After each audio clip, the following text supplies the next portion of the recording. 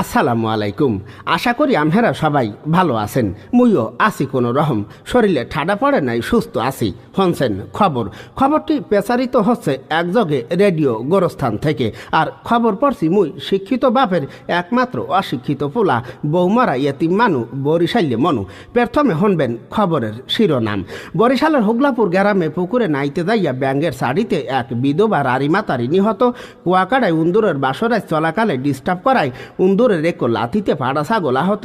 পড্ডখালিতে ডায়রিয়ার পাতলা পায়খানা ঘ্রাণ সইতে না পাইয়া লইট্টা মাছের বউ পলাতক। ঝালকাঠিতে কুদ্দুসের খামারের পাতিহাসকে আই লাভ ইউ বলায় এক নেরিকুত্তার বিরুদ্ধে ইফটিজিং মামলা। আমতলিতে 12 বছরের টিকটিকিকে ধর্ষণের দায় এক পাড়া ছাগলের যাবজ্জীবন। কলেরায় কাহিল হইয়া সদরঘাটের এক কাতল মাছ মেডিকেলে ভর্তি।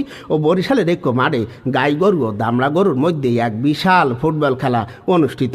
এবার শুনবেন খবরের বিস্তারিত।